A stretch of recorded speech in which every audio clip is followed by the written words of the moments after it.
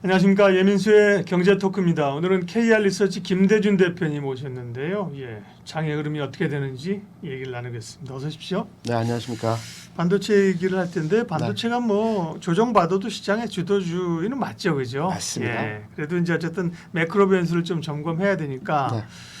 미국 경기나 뭐 고용이나 물가나 뭐 전반적인 뭐 또 금리 상황이나 전반적인 매크로 환경이 어떻습니까?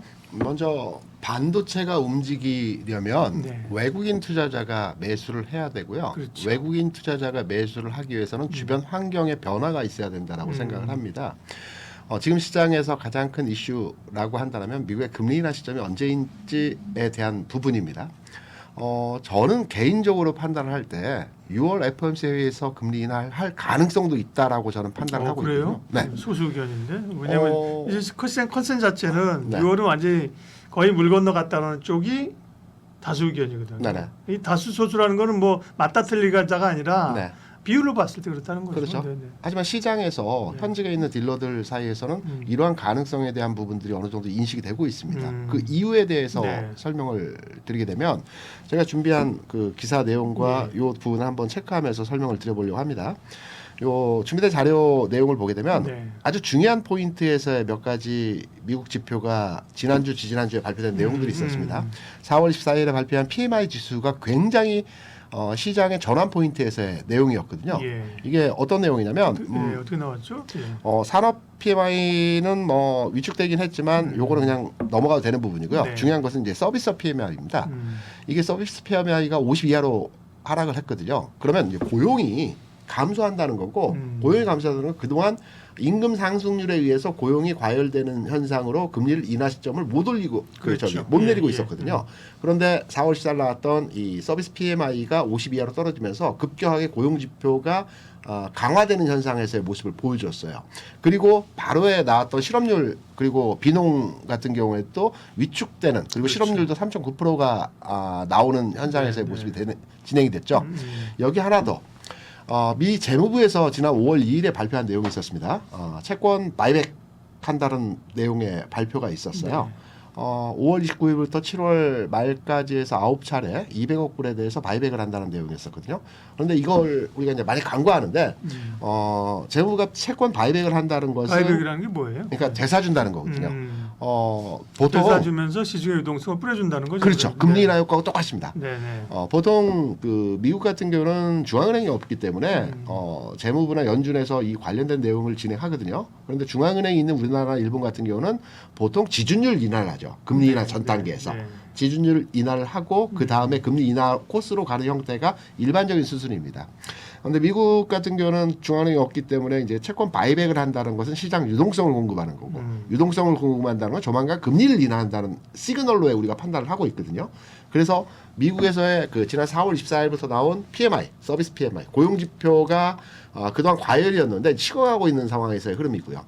그러므로 인해서 급여 수준이 낮아지고 있고 그리고 우려했던 고용이 안정화되기 때문에 금리 인하를 할 수 있는 상황에서의 흐름들이 만들어졌고 여기에 재무부에서 바이백을 한다는 내용으로 진행을 했기 때문에 저는 빠르다면 6월에 금리 인하를 한 차례 정도 하는 현상으로 진행이 될 것 같습니다. 그래서 시장의 전환 포인트, 그러니까 우리가 이제 금리 인하가 꼭 시장의 긍정적인 요인으로 발현되는 건 아니지만 지금 우리가 기다리고 있는 그 신호, 그러니까 시장이 어떤 전환점을 만들어줬던 신호로 판단하고 있기 때문에 6월장에서 6월 FOMC가 6월 초에 있습니다. 그래서 6월 기준으로 해서 인하되고 여기에 시장이 반응하는 현상의 모습들이 진행이 될 걸로 저는 개인적으로 판단을 하고 있고요. 반도체 잠깐 얘기를 하셨으니까 우리 반도체 한번 풀어가게 되면 반도체의 전체적인 흐름을 보게 되면 앞서 잠깐 말씀드렸죠. 외국인 투자자들이 시장에 개입을 하면서 매수를 해줘야지만이 반도체가 움직이게 되는 겁니다. 물론 지난 연초에 움직였던 AI 관련된 후공정 장비주들이 움직이는 건 또 다른 맥락이지만 그 이전의 흐름을 보게 되면 하이닉스가 먼저 시장에 바람을 불어줬고 그리고 나서 반도체의 원활한 수급 상황이 개선되면서 AI 반도체들이 올라갔거든요. 지금 전체적으로 반도체 시장에서의 종목들을 보게 되면 뭐 크게 빠지지도 않지만 또 크게 올라가지도 않는 상황에서 왔다 갔다 등락 과정에서의 모습을 보여주고 있거든요. 올라와서 좀 쉬는 구간이죠. 그렇죠. 그래서 지금 시장에서 반도체 쪽으로의 수급 상황이 개선되기 위해서는 삼성전자, 하이닉스가 먼저 움직여줘야 돼요. 그렇죠. 그렇다 본다면 금리나 시그널로의 상황이 제가 판단할 때는 6월 초인데 그 이전 단계에서부터 여러 가지 시그널에 의한 전체적인 흐름의 개선이 진행될 것으로 판단되고 있고 이러한 모습들이 진행된다고 한다면 먼저 삼성전자 주가 움직임을 보게 되면 뭐 지난 그 7만 원 수준에서 주가 8만 5천 원까지 올라갔죠. 그리고 뭐 7만 7천 원 전후로 해서 조정을 받고는 있지만 이게 그 저점 구간에서의 흐름이 진행되는 상황이고 여기서 다시 전환되는 흐름으로 가격 진행이 나타날 거로 판단되기 때문에 네. 반도체는 그간에는 흐름에 있어서 조금은 위축된 그러니까 가격적인 흐름이 정체된 흐름에서의 모습이지만 반도체 대장주 중심으로 해서 개선되는 흐름이 이번 주 다음 주 흐름에서 예. 진행이 될 것 같다. 물론 소부장 같은 경우는 개인들이 사서 올릴 수 있지만 네네. 삼성전자, 하이닉스를 뭐 개인들만 사서 올릴 수가 있겠어요? 주구장창 결국은 네, 외국인들이 사고 그렇죠. 그걸 보고 왕따 안 당하려는 기관이 사고 그렇죠? 그렇죠. 그러면서 삼성전자, 하이닉스가 가야 밑단의 그렇죠. 소부장들이 움직이는 거고요. 네. 그런 겁니다. 근데 예. 기관은 네. 조금 접근의 해석자가 좀 다릅니다. 그래요? 예. 그러니까 제가 이제 외국인이 사야지만 반도체가 움직이는 거고 네. 반도체가 움직여야 반도체 전체적인 흐름이 개선된다라고 말씀을 드렸는데 네. 기관 투자자는 지금 시장에 들어올 만한 환경에서의 상황이 조금 애매합니다. 왜냐하면 얼마 전에 유럽에서 금리 인하를 6월 중에 한다라는 그렇죠. 내용에서의 예. 발표들이 있었지 않습니까? 유럽에서 미국보다 먼저 금리를 인하를 하게 되면 달러 약세로의 진행이 시간차가 걸릴 상황입니다. 그래서 원달러 상황에서의 흐름들이 원래는 그 미국이 금리 인하를 하고 달러 약세로의 진행이 되고 원화 또한 강세로 진행되는 게 일반적인 상황이고 이때 기관이 들어오는 환경이 만들어지는 건데 유럽이 먼저 금리 인하를 하게 되면 환율 시장에서의 상황이 기관이 들어올 만한 여건이 아직까지 마련되지 않기 때문에 외국인 중심의 시장 전체적인 분위기가 만들어지고 그리고 나서 이후에 이제 기관이 들어오는 형태에서 그런데 모습이 환율과 관련된 플레이는 무슨 뭐 수출입과 이런 거 몰라도 이제 자금 흐름만 보면 네, 기관들이 원하고 외국인들이 환율에 따라서 움직이는 거 아니에요? 바뀌었습니다. 그래요? 제가 판단하기 왜냐하면 외국인들은 이제 환율에 크게 개의치 않는 모습이에요. 왜냐하면 최근에서의 환율 상황을 보게 되면 1,380원, 90원까지 올라갈 때도 외국인들은 4월 장에서 무려 4조 원을 샀습니다. 4, 네. 5월 장에서 1, 2, 3월 1분기에도 16조를 샀고요. 이때 환율 시장에서의 상황은 상승하는 흐름이었어요. 외국인들은 지금 주식을 사는 관점에서의 흐름은 환율과 대비된 시장으로 개입이 아니고요. 전체 올해 경제 성장률 자체가 글로벌리 3.2% 성장을 하고 신흥국 중심으로의 성장이 주도된다는 측면에서 중국 주식에 대해서 매수를 하고 있고 한국 시장에 대해서도 매수를 하고 있는 형태이거든요. 특히 중국 시장에서 2, 3, 4월 이 3개월 동안 40조를 매수했습니다. 여기 있습니다. 한국 시장에서도 마찬가지로 뭐 1, 2, 3월에 16조 그리고 4월, 5월에 뭐 부분 사고 팔고 했지만 전체적인 데이터는 한 4조 원 정도를 매수했거든요. 그러니까 환율과 연동된 외국인들의 시장 진입이 아니고 전체적인 경제 사이클 측면에서의 외국인들의 매수가 진행되는 것이고요. 기관들은 제가 보는 관점에서 기관 투자자들은 시장에 대응을 할 때 그러니까 해외 자산이고 국내 자산이 있기 때문에 이 비중 관계에서 달러 강세 약세에 따라서 비중 차를 달러 강세일 때는 해외 자산으로 좀 더 애덤을 하는 경우에 형태로 진행이 되는 거고 달러 약세가 진행되면 국내 자산으로 애덤을 하는 경우가 있기 때문에 환율의 기관들은 좀 더 민감한 형태로 시장을 참여하고 있다. 그 말은 이제 기관들도 뭐 연기금이나 국내 기관들도 그만큼 이제 과거와 달리 해외 투자를 많이 하고 그렇죠? 그렇죠. 국내외를 같이 하기 때문에 그렇죠. 달러 가치, 원화 가치가 중요하다는 말씀이네요. 그렇죠? 맞습니다. 네. 자 그럼 다시 반도체 얘기로 이제 돌아와서요. 네. 반도체가 뭐 워낙 업황이 이제 회복되는 추세이고, 그렇죠. 네. 그리고 이제 조정은 있지만 반도체의 주도주 가능성을 의심하는 분들은 없는데. 그렇죠.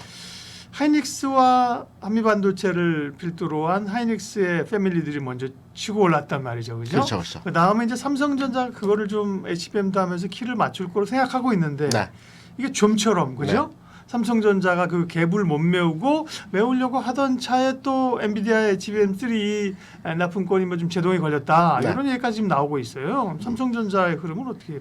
삼성전자를 판단해서 우리가 기대치를 너무 높게 쉽게 잡으면 안 될 것 같아요. 예. 왜냐하면 삼성전자는 지수의 바로미터 아니겠습니까? 그렇죠. 뭐 시총도 가장 큰 종목이고 삼성전자 움직이게 되면 지수가 움직이는 현상들을 보여주기 때문에 삼성전자가 가격적으로 85,000원의 가격이면 주가지수 평균치로의 판단을 해볼 때 지수 3,000포인트 수준을 찍어주는 가격이거든요.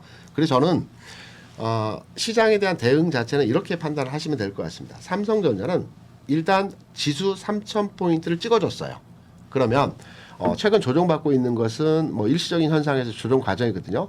85,000원을 고점으로 해서 오르내림의 과정, 그러니까 바닥은 찍은 것 같기 때문에 일부 상승하는 흐름들이 진행이 될 것 같습니다. 그런데 85,000원을 월등하게 넘어서 뭐 9만 원을 간다든가 또는 9만 원을 넘어서 10만 원 근처까지 가는 이러한 가격 현상은 어려울 것 같고요.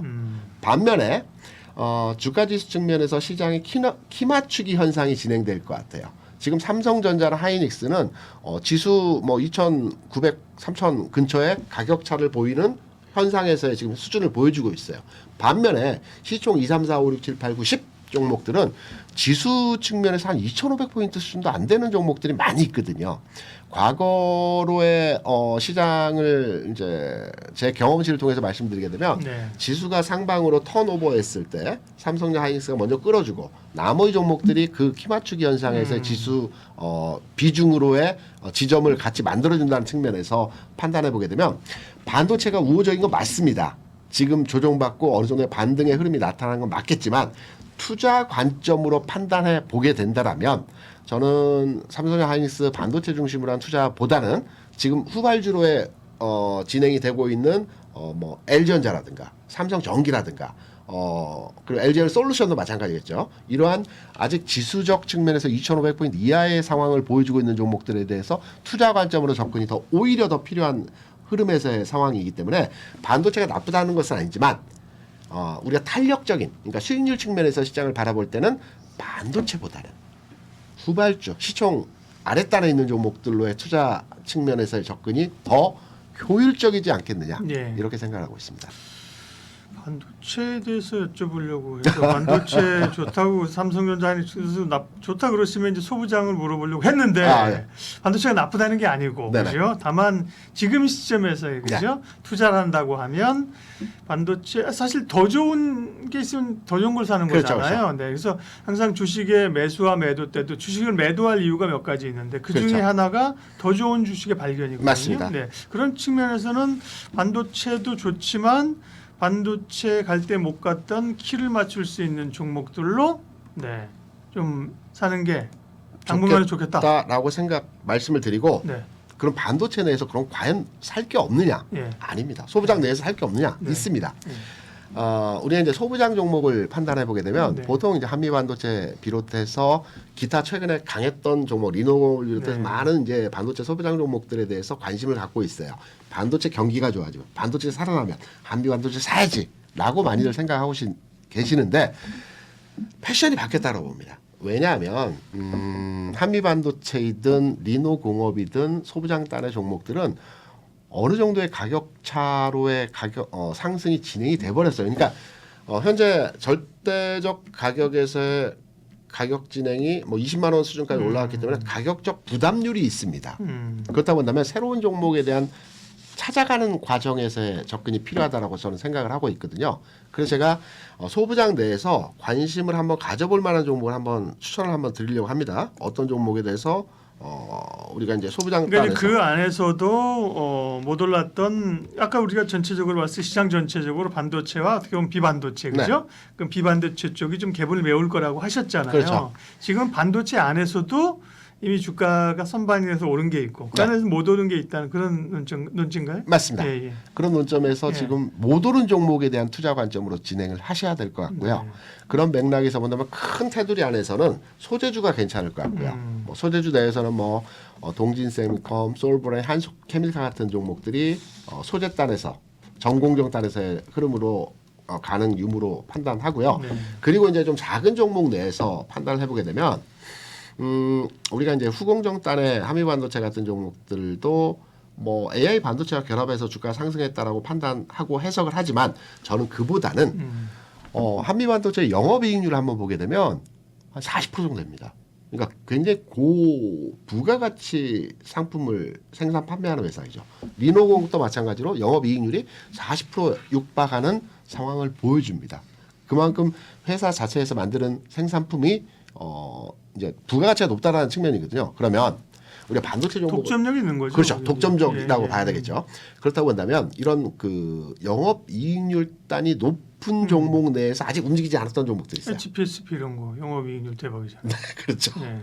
그 종목 노이즈가 좀 있어서 주가는 되지만 네. 맞습니다. 그 종목 내에서 제가 이제 보고 있는 종목이 샘CNS 같은 종목. 샘CNS. 네. 네. 이 종목은 이제 가격적으로 보면 지금 7,000원 뭐 내외 움직임입니다. 네. 근데 반도체 경기가 지난해 안 좋았기 때문에 지난해 적자였어요. 그 이전 단에서는 당연히 흑자였고요. 올해 이제 되살아나는 형태로 진행이 되고 있고요. 반도체 공정에 이 종목도 포함이 되는데 반도체 소부장이라보다는 부품 쪽에 포함이 되는데 검사 장비 중간에 부품을 이제 납품하는 회사입니다. 뭐 국내에서 유일하게 그 생산을 하고 있는 회사이고요. 최근에 그 CB 관련해서 일시적인 장중 물량이 나와서 주가 조정을 받았는데 전체적인 흐름에서 이러한 그 영업이익률이 높은 현상을 보여주면서 반도체 경기가 호전되는 흐름으로의 그 전체 시황이 좋아지는 형태에서 주가가 올라갈 수 있는 종목. 이러한 종목 내에서 투자 관점으로 소부장 종목으로 판단 접근하셔야 되는 상황에서의 현 시장에서의 내용이라고 저는 개인적으로 판단하고 있습니다. 네.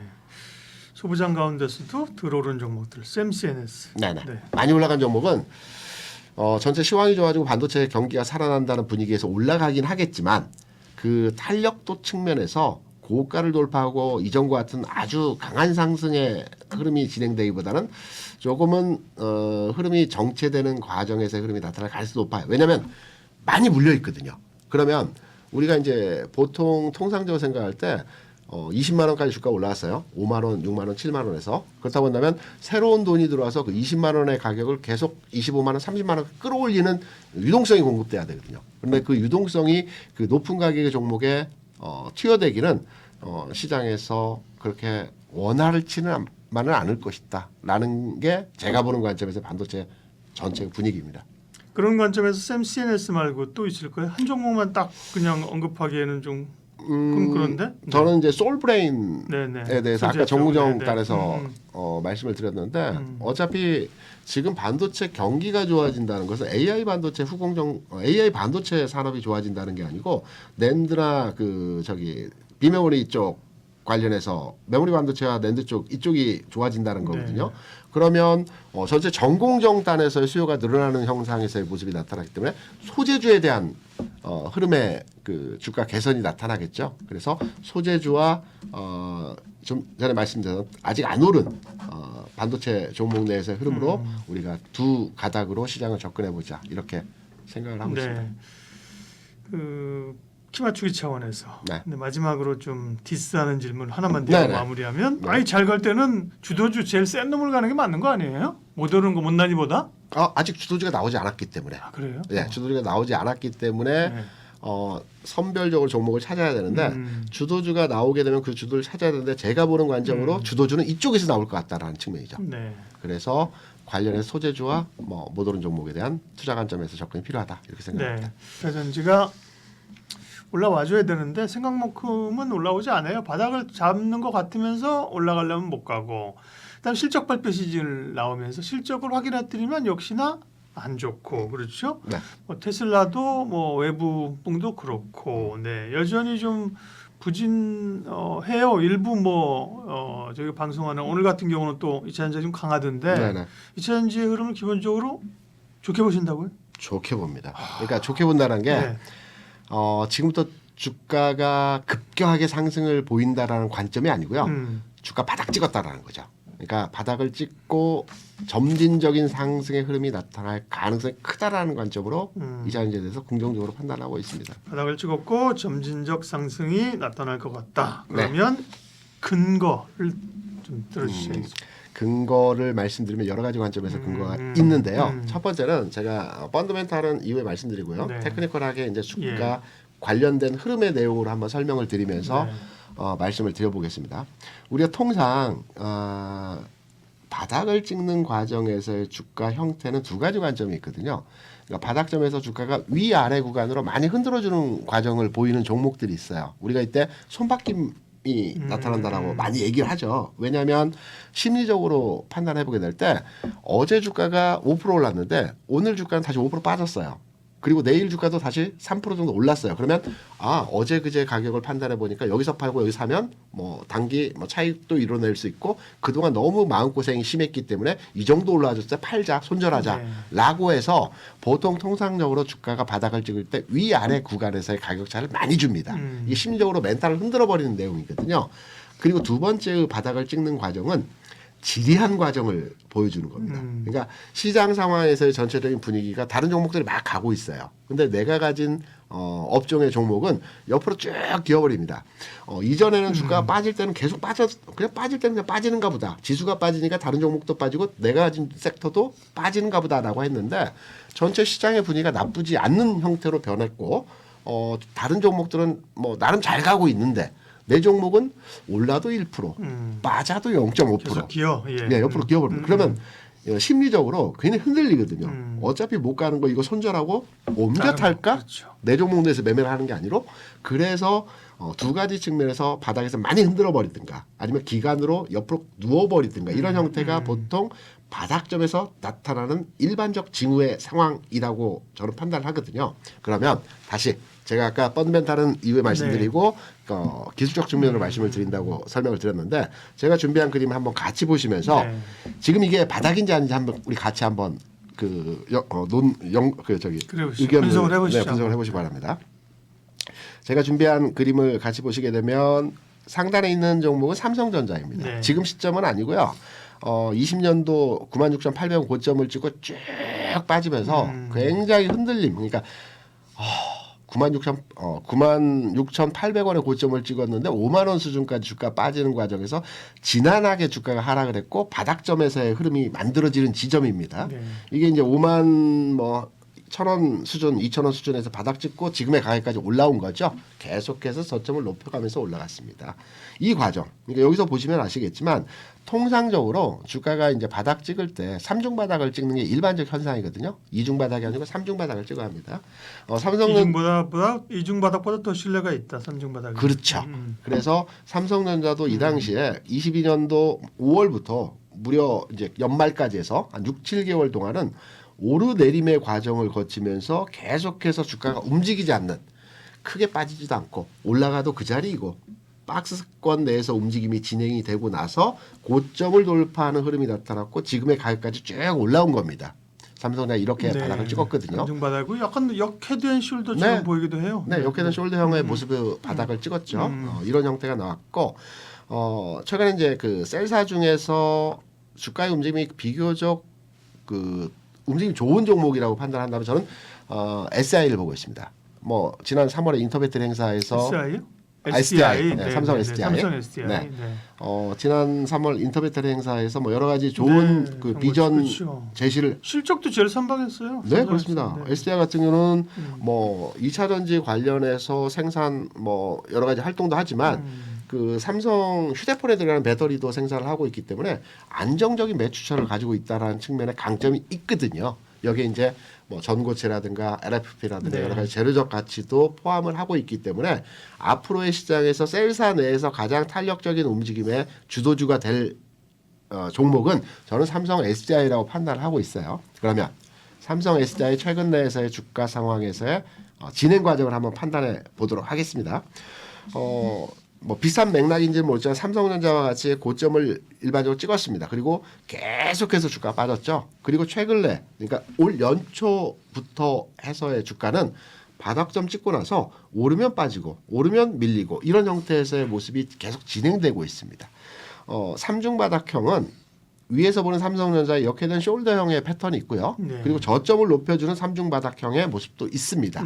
저점 높이네요. 여기서 우리가 하나 주의 깊게 관찰해 볼 내용은 제가 모두의 이사연지 업종에 대해서 긍정적으로 판단을 하고 바닥점은 찍은 것 같다. 앞으로 점진적인 상승이 나타날 것 같다. 라고 말씀을 드린 이유와 근거입니다. 이사연지 업종에 대해서 보유하신 분들은 지금 현재 당연히 보유 관점으로 접근을 하셔야 되는 거고요. 관심 있는 분들도 있죠. 그동안 나는 이차전지를 보유를 하지 않았는데 전환점이 만들어진다 하니 나는 한번 매수를 해볼까라고 고민하시는 분들도 계십니다. 예. 이런 분들이 이제 매매 시점, 진입 시점에 대한 부분을 설명드리려고 하는 겁니다.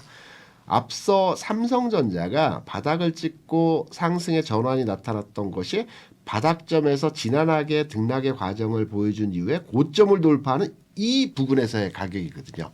마지막 자리 여기 네, 짧은 네. 구간으로 제가 해당 시점을 끊어놨던 그러니까 최근 내에서의 바닥점 박스를 움직였던 가격을 돌파하는 시점이 새로운 추세가 만들어지는 지점입니다. 이때 물량을 다 팔아버렸다는 겁니다. 기존에 그 오래 기간 물려있던 분들이. 그렇다고 하면 삼성 SDI도 동일한 지점에서의 해석입니다. 바닥점에서 계속해서 오르내림의 반복 과정을 거치고 있지만 가격적으로 판단할 때 요 부분이죠. 요 지금의 가격 그러니까 가격적으로 본다면 한 46만 원 가격을 돌파하는 시점에서의 가격 진행이 된다라고 한다면 삼성 SI가 새롭게 추세가 형성되는 SDI인데 자꾸 SI라고 그랬어요. 아니, 그런가요? 예, 성격 급하신 거야, 그죠? SDI 띄워놓고 SI라 그랬거든요. 그런 것 같습니다. 성격 급하면 좋아요. 예.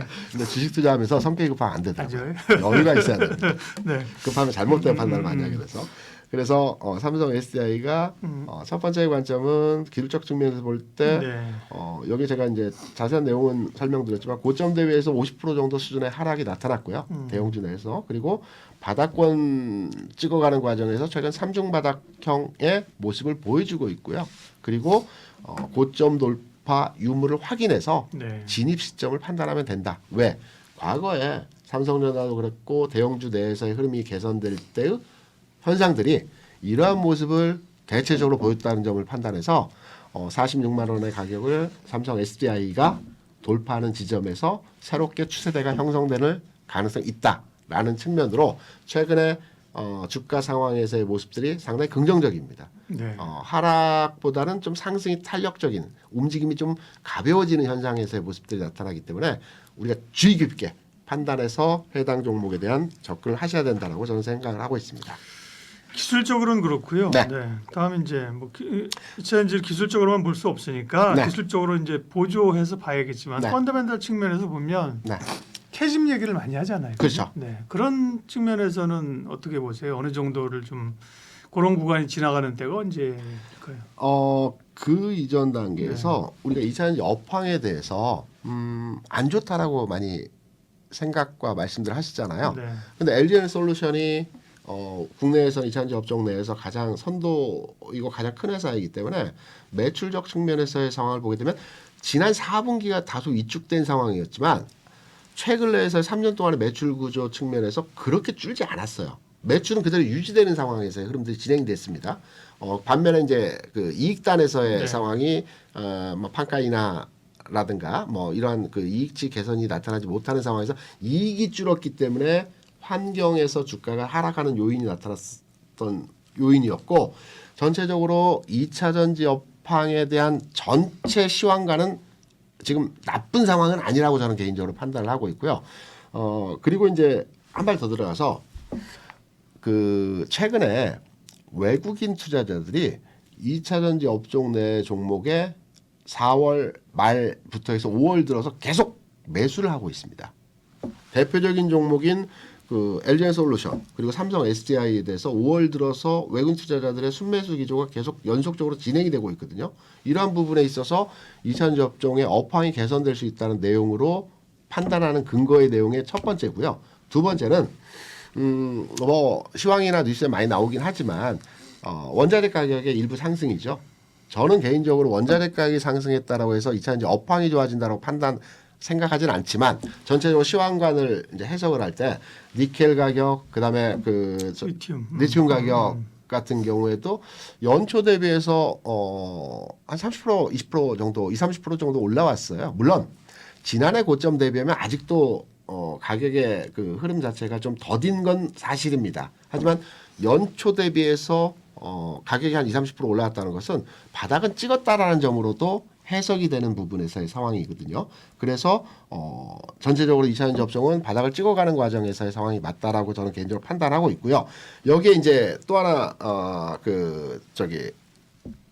수출 데이터 측면에서의 내용을 말씀드리면 지난 4월 수출 같은 경우에도 전년 그러니까 전월 대비 전년 동기 수준이 한 20% 정도 감소했습니다. 수출이. 그리고 최근 내에서 수출 측면에서 철강하고 2차 전지만이 15대 수출 품목 중에서 이제 감소 추세가 진행되는 품목이긴 한데요.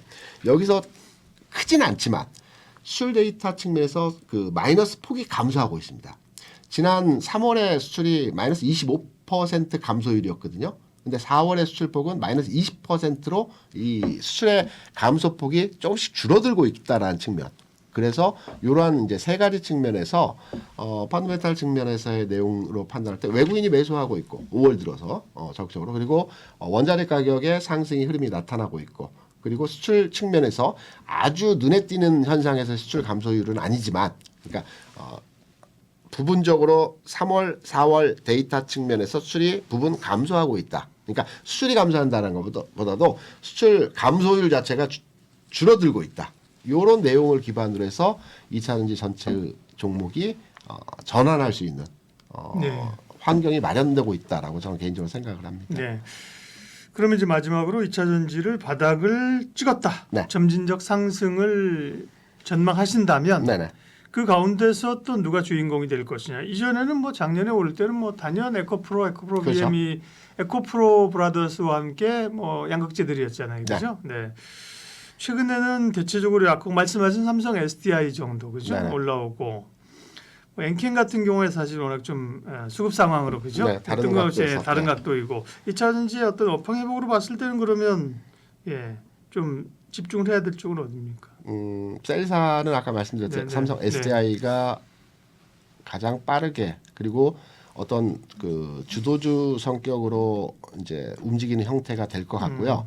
그리고 이제 양극재 내지는 이제 그 소재단에서의 그 종목을 보게 되면 저는 포스코 퓨체엠이 가장 긍정적으로 판단되는 지점에서의 종목이라고 생각합니다. 왜냐하면 우리 과거부터 이제 주식 투자를 진행하다 보게 되면 이전에 강했던 종목들이 있어요. 그리고 이 종목이 어떤 시세 조정 과정을 거치고 다음 그 흐름에서 이 종목이 또 갈 거라는 측면으로 많이 기대를 하는데 개인 투자자들 내지는 여기에 매물이 굉장히 쌓여 있는 형태에서의 상황이 많이 진행이 되었기 때문에 올라가기 버겁습니다. 이후의 흐름은 좀 개선이 되겠지만 당장의 선도주로서의 가격 진행을 만들어 가기에는 좀 버겁다라고 판단되고 있고요. 반면에 이제 포스코 퓨처엠 같은 경우는 나름 이제 물론 개인 투자자가 많이 선호하는 종목이긴 하지만 숫자가 나오고 있는 종목이거든요. 포스코 퓨처엠의 최근 실적 내용을 판단해 보게 되면 지난 4분기에 물론 이제 마이너스 적자 영업이익이 나타나긴 했지만 이번 1분기에 전년도 그 호황 수준에서의 그 영업이익당 한 300억 이상의 영업이익을 실현했습니다. 그래서 숫자가 나오고 있는 종목 내에서 지난 흐름에서 비교적 강했던 에코프로보다는 약했지만 흐름 내에서 강했던 그러니까 포스코 퓨처엠에 대해서 저는 긍정적으로 판단하고 있고 포스코 퓨처엠이 앞으로 에세와 함께 선도주로서의 움직임이 진행될 가능성이 높다 이렇게 생각하고 있습니다. 네. 하나만 더 좋죠. 말씀드리겠습니다. 네. 이제 우리가 주식 투자를 하다 보면 장기 투자 관점으로 많이 생각들을 하시고 종목을 접근하시는 분들이 계세요. 지난 그 2020년 초반, 그러니까 20년 전 주가 수준에서 가장 많이 오른 종목이 뭘까요? 20년 전에 비해서 네, 대형주 단에서 그렇죠. 대형주, 소형주 아마 합쳐도 다 마찬가지일 겁니다. 삼성전자가 지난 2000년 초반 대비해서 한 130배 정도 올랐습니다. 네. 그 당시 한 600원 뭐 이 정도 했으니까. 네. 그리고 반대로 많이 빠진 종목 현대건설이 그 당시에 이제 감자를 했기 때문에 가격 차는 있겠지만 한 500만 원 했습니다. 지금 뭐 2, 3만 원 하기 때문에 엄청나게 주가 하락을 했죠. 2000년 초반 대비해서 주가 가장 많이 오른 종목은 포스코 퓨처엠입니다. 포스코 퓨처엠이 아마 제 기억으로 2005년에 코스닥에 포스코텍이라는 종목으로 상장을 했을 겁니다. 그 당시에 이제 상장되어졌던 가격이 한 600원, 700원이었거든요. 이게 1,400배 올랐습니다. 엄청나게 올랐죠.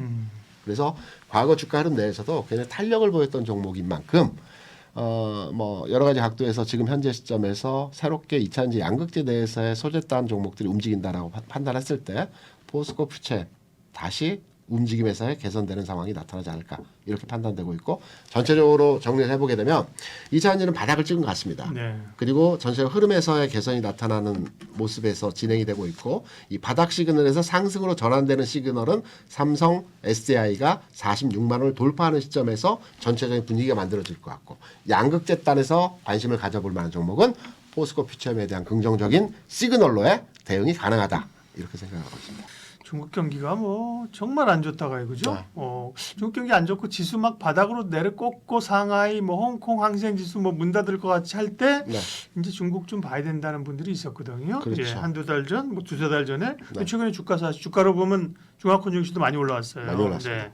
그리고 국내 증시에도 관련주들이 있는데 중국 관련주는 보통은 중국 소비 관련주 그죠? 그렇죠. 여행, 항공, 화장품 그렇죠. 연세가 있고 네. 중국 경기가 좋아지면서 옛날에 우리 이제 소재나 산업지 이렇게 봐야 되잖아요. 네, 맞습니다. 이제 어느 쪽을 더 봐야 됩니까? 저는 중국 경기가 좋아지면서 근본적으로 소비가 늘어나고 소비 늘어나는 석유화학 업종에 대한 관심이 필요하다고 생각을 합니다. 네. 그러니까 먼저 그 전에 이제 중국 경기에 대한 동향을 이게 그렇죠. 일시적인 건지 네, 그게 먼저 아니면, 판단이 있어야죠. 네, 이게 이제 그 추세적으로 경기가 좋아지는 음. 지점에서의 상황인지 네. 이 부분 한번 판단을 해봐야 될 네. 것 같습니다. 최근에 이제 중국에서 나온 지표들을 판단하면 PMI 지표가 대표적인데요. 2개월 연속 그 긍정적으로 이제 GDP와 같이 네. 확장 구간에서의 데이터들이 지금 나오고 있습니다. 그리고 엊그제 나왔던 이제 그 물가 지수 자체도 중국은 글로벌리 다른 국가와 달리 금리를 코로나 이후부터 금리를 계속 내려왔죠. 그렇죠. 3.85에서 지금 아마 3.4 정도 할 겁니다. 네. 그래서 계속 내리고 지금은 이제 동결 지점에서의 흐름인데요. 금리를 계속 그 팬데믹 이후에 내렸다는 것은 경기가 그만큼 안 살아났다라는 거거든요. 그래서 경기 회복을 위해서 금리를 계속 내려왔는데 여기 이제 시장에서 통하지 않았던 부분들이 최근에 경기가 조금씩 살아나는 지점에서의 흐름들을 보여주고 있어요. 여기에 이제 중국 정부가 몇 가지 이제 처방책을 내놓았습니다. 지난 3월에 아마 양회가 있었죠. 양회에서 뭐 특별한 내용은 없었는데 양회가 끝나고 나서 중국 정부가 발표한 내용 중에 특이한 몇 가지 지점이 있었는데요. 중국에서 특별 채권이라는 걸 발행했습니다. 이게 1조 위안이거든요. 우리 돈으로 하면 185조입니다. 이 185조에 대한 돈을 소비 진작을 위해서 투여하겠다라고 해서 이제 소비 진작 중심의 경기 부양을 진행을 했습니다. 그러면서 전체적으로 이제 중국 여행객들도 많아지고 소비도 늘어나고 있고 전체적으로 이제 분위기가 좋아지는 현상에서의 모습들을 보여줬는데요. 여기에 이제 주식시장에 대한 정부 정책의 신국 구조라고 하는 기업 밸류 프로그램과 비슷한 형태의 진행도 중정부가 현재 진행하고 있죠. 특이한 것은 우리 같은 경우는 PBR 기준으로 해서 자산 그렇죠. 기준으로 해서 그 저평가될 종목을 네, 좀 네. 부양하는 측면이고 중국은 PBR이 아니고요. PER. 그러니까 수익 가치 기준으로 해서 아직 그 제대로 된 적정 평가를 못 받고 있는 기업에 대해서 부양을 하겠다라고 해서 좀 다른 각도인데 네. 이런 내용들 주시장에서도 긍정적으로 이제 진행을 하고 있고 뭐 전체적으로 중국의 데이터와 어떤 경기 동향 측면에서 살아나고 있는 것은 어느 정도 우리가 그 판단할 수 있는 내용입니다. 여기에 외국인 투자자들이 이제 신흥국 중심으로 주식을 사고 있는 것도 당연한 결과지만 중국 시장에 대해서 굉장히 긍정적으로 판단하고 아주 폭발적으로 매수를 하고 있어요. 워낙 그냥 그동안 워낙 많이 비워놨을 거예요. 그렇죠. 네, 매달 많이 했어. 지난 연말부터 1월까지 50조를 팔았다고 합니다. 네. 우리 돈으로. 네. 그리고 2, 3, 4월에 40조를 샀습니다. 그러니까 판 것만큼 다시 사 들어오고 있는 현상인데요. 이 사 들어오고 있는 현상에서의 내용들은 뭐 당연히 비웠기 때문에 채우는 상황도 맞겠지만 중국 경기에 대한 긍정적인 시그널로의 판단으로 진입이 되고 있다는 해석도 가능하거든요. 그래서 중국 전체적인 그 상황에서의 개선이 되고 있다. 이런 부분으로 이제 단기적인 그 상황의 개선 효과가 아니고 추세적으로 중국 경기가 좋아지는 측면으로 우리 해석을 할 수가 있다라고 해석이 되기 때문에 관련 종목들을 우리가 봐야 된다고 생각합니다. 그런 전제를 깔고 그래서 뭐 소비주보다는 이제 아까 석유화학 네네. 말씀하셨는데, 네. 그러면 중국 경기가 좋아지면 국내 석유화학 업체들이 뭐 어떤 얼마나 좋은 영향이 있는 거예요? 우리 석유화학의 대표적인 종목이 세 종목 있지 않습니까? 네. 롯데케미칼, 금호석유, 금호석유와, 대한유화 네. 이 세 종목이 이제 그 대표적인 석유화학 업종인데 이 종목들이 뭐 다 아시는 바와 같이 뭐 일회용품을 주로 많이 생산을 하죠. 그러니까 중국의 소비가 늘어나고 경기가 살아나게 되면 대부분 일회용품들을 많이 뭐 플라스틱 용기 뭐 이런 거죠. 네, 그렇죠. 네, 예, 네, 뭐 네. PT병 네, 그러면서 일회용 그 밥 이제 도시락 이제 음. 용기들 이런 것들이 많이 사용이 되고 있고 플라스틱 제품 사실 많죠. 뭐 일반 그죠. 뭐 물통도 있을 수 있고 뭐 그렇죠. 이런 굉장히 많잖아요. 그죠? 이게 굉장히 경기 민감에 아주 그렇죠. 민감한 예, 그 산업입니다. 그리고 또 하나는 경기가 좋아지게 되고 이런 그 그러니까 유통 플랫폼 그러니까 우리가 이제 알리나 테무를 통해서 그 많이 물건도 사고 네. 중국 내에서도 경기가 좋아지는 과정 하에서 이러한 유통 관련해서 많이 운용이 된다라고 합니다. 그러면 포장재나 뭐 유통 플랫폼을 통한 그 이동이 많기 때문에 여기에 대한 수요도 늘어나고 있기 때문에 석유화학 업종의 종목들에 대해서 중국 경기 연동된 흐름에서의 개선이 나타날 수 있다라는 측면으로 앞서 말씀드린 롯데케미칼, 대한유화, 금호석유인데요. 저는 개인적으로 대한유화의 주가 탄력도 측면에서의 흐름이 가장 가볍습니다. 롯데케미칼은 좀 무겁고요. 금호석유는 여러 가지 내재적된 이슈가 있기 때문에 대한유화에 대한 투자 관점에서 접근이 가능하다고 보고 있는데요. 여기 한 가지 이제 체크해야 될 부분이 있습니다. 예. 첫 번째는 제가 앞서서 이제 중국의 경기가 좋아질 것이다. 그리고 외국인 투자자들이 중국 시장에 대해서 매수를 하고 있다라고 말씀을 드렸는데 또 다른 관점에서 중국에 대해서 그 견해를 펼치는 분들이 그럼 미국과의 중국과의 이 박싱 그냥 부딪힌 관계를 어떻게 또 이해할 것이냐. 왜냐하면 전기차에 대해서 중국의 관세에 대해서 미국은 계속 압박을 하고 있거든요. 우리가 이제 그 주식 투자를 하다 보면 드러난 현상보다는 그 뒷단에 있는 내용들도 한번 눈여겨서 판단해야 될 부분들이 많이 있거든요. 그게 더 중요한 게 많죠. 달의 이면. 네. 그렇죠. 물론 이제 바이든 대통령이나 미 행정부에서는 중국을 견제하는 건 맞습니다. 그런데 기사 내용들 한번 쭉 훑어보게 되면 지난 4월 말에 미국의 국무장관이죠. 블링컨인가요? 네. 국무장관이 중국을 방문해 시진핑을 만났습니다. 그렇죠. 예. 이게 예사롭지 않은 일이라는 게 뭐냐면 지난해 같은 경우는 국무, 상무, 재무장 다 가서 시진핑을 못 만났거든요. 그런데 이번에 가서 시진핑을 만났다는 것은 뭔가 위에서는 서로 치고받고 하는 상황이지만 또 아랫단에서는 또 뭔가 물밑교섭을 하고 있다는 측면으로도 일부 해석이 가능하기 때문에 우리가 당장 드러난 현상만으로 중국과 미국이 강하게 부딪히기 때문에 압박을 하고 있기 때문에 중국 경기가 살아나기가 힘들 것이다라고 판단하는 내용보다는 현상, 외국계 자금이 중국 주식에 대해서 투자를 하고 있고 지금 나오고 있는 뭐 PMI라든가 GDP 같은 내용들에서 네. 데이터가 좋아지고 있고 이러한 내용들을 기반으로 해서 판단해 보게 된다면 중국 관련된 현상에서의 종목들이 앞으로의 시장에서 굉장히 긍정적으로 진행될 가능성이 높습니다. 비근한 예로 석유화학 업종뿐만 아니고요. 최근에 중국 관련 그러니까 시장에서 움직였던 대부분의 종목들이 중국 관련 종목들입니다. 은행주도 많이 움직였죠. 은행주가 중국 관련주예요? 그렇죠. 왜냐하면 예. 5월 초에 중국에서 신국 구조라는 그 밸류 프로그램을 진행했다라고 네. 말씀드렸지 않습니까? 예, 예. 여기에 PER 기준으로 해서 주가 부양을 한다는 측면을 이제 중국 정부가 발표를 했는데 여기에 가장 영향을 받았던 업종이 은행주입니다. 중국 내에서 네. 예. 예를 들어서 중국의 초상은행이라고 하는 대표적인 중국 은행이 있는데요. 이 종목이 이 발표가 나고 나서 주가 30% 올라갔어요. 그런데 중국의 은행주가 올라서 국내 은행주가 오른다. 이건 약간 억울로 아닌가요? 이 은행주를 산 게 네. 외국인 투자자들. 예. 그럼 국내 은행주들도 누가 샀느냐? 개인이 사서 올린 게 아니고요. 기관이 사서 올린 게 아니고요.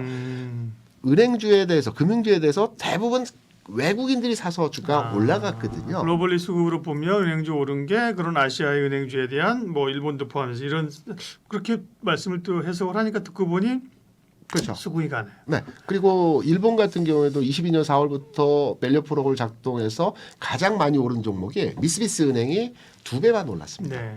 PBR 0.3에서 0.9까지 올라갔거든요. 그래서 그러한 맥락으로 KB금융 같은 경우도 신고가 돌파하는 흐름에서의 모습들이 진행이 됐는데 은행주가 이런 수혜 현상에서의 모습이 보여졌고요.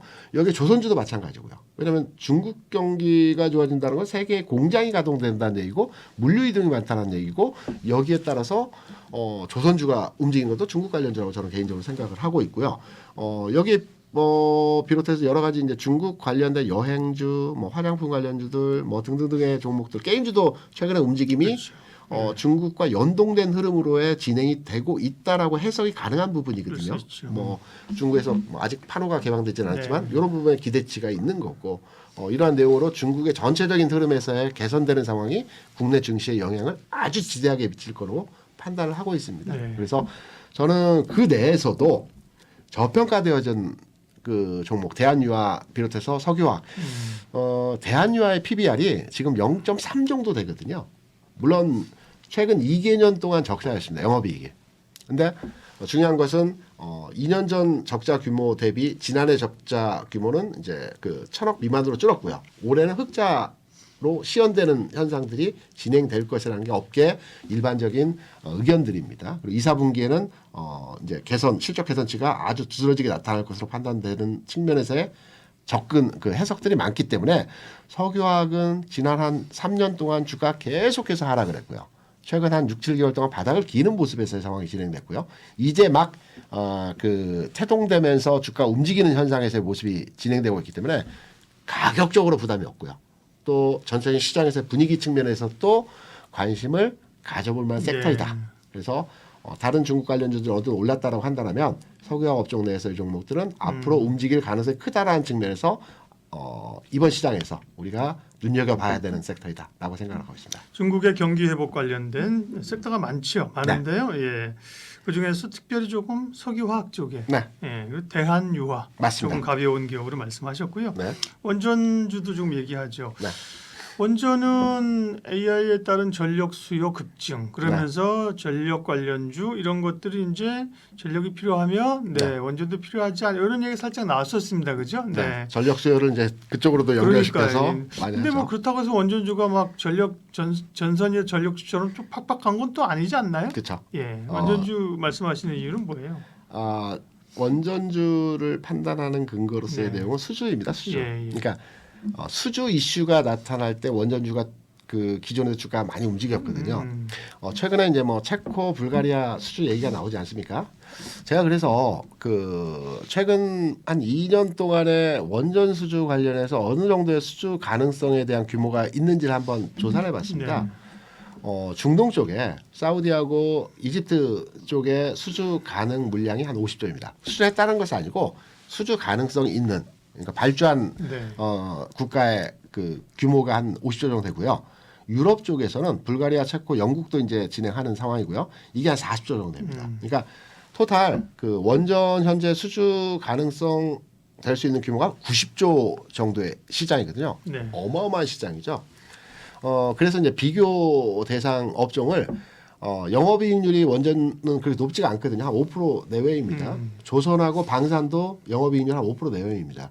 그러면 우리가 이제 판단할 때 원전주가 조선주와 또는 방산주와 형태를 비교해 볼 때 조선주가 지난해 대략 그 수출 물량이 한 30조, 35조 됩니다. 방산 한 25조 되고요. 그래서 그 원전주에 대해서 최근에 그 유럽 국가 쪽의 수주 가능성에 대한 타진이 나오고 있다라는 측면에서 새롭게 시장에서 부각될 수 있는 내용으로 진행이 될 수 있다. 전력 수요 측면에서의 주가 접근보다는 이 수주 관련 내용으로의 흐름으로 그 우리가 원전 자체 접근을 할 필요가 있다고 생각이 되고 있고요. 그 중에서 원전 내에서도 우리가 눈여겨볼 만한 종목이라고 한다면 전 두산 에너빌리티를 최선호 종목을 한번 그 생각을 하고 있고 접근을 하고 있습니다. 제가 이제 그림을 한번 준비해 봤는데요. 이 종목에 대한 내용을 한번 판단해 보도록 하겠습니다. 우리가 이제 두산 에너빌리티 같은 경우는 원전 관련주라고 많이 알고 있고 풍력으로도 연계된다라고 많이 생각을 하고 계세요. 근데 저는 원전 해체와 관련된 앞으로 새로운 시장에 대한 선도적 역할을 하는 종목으로 이해를 하고 있습니다. 지금 현재 전 세계 원전이 한 400개가 조금 넘는다고 그래요. 그리고 가동 중단된 원전이 한 200개 내외가 된다라고 합니다. 거의 절반. 예. 그리고 현재 건설 중인 원전이 한 50개 정도 됩니다. 무슨 말이냐면 앞으로 시장은 건설하고 있는 원전에 대한 수주에 대한 그 크기보다는 가동 중단된 원전들이 앞으로 해체를 해야 되거든요. 이게 500조 시장입니다. 지금 현재는 프랑스가 독식을 하고 있어요. 근데 두산 에너빌리티 같은 경우는 우리나라 이제 고리 1호기 있지 않습니까? 이게 가동이 중단됐고 이거 해체 작업에 두산 에너빌리티가 지금 진행을 하고 있어요. 네. 여기에서 기술을 획득해서 이제 글로벌리 세계적으로 이제 나가서 외화를 이제 벌어들이는 형태로의 진행이 될 것 같습니다. 그래서 저는 원전 수주 그리고 해체 이 두 가지 그 관점으로의 두산 에너빌리티의 주가 수준에서의 가능성을 판단하는 측면으로의 접근을 하고 있습니다. 그러면 이제 주가 수준에서의 상황을 한번 보겠습니다. 준비한 그림을 네. 한번 같이 보시면서 설명을 드리도록 하겠습니다. 원전주 정말 안 움직였습니다. 뭐 지난 그 1년 좀 넘는 기간 동안 박스 내에서 움직임이었죠.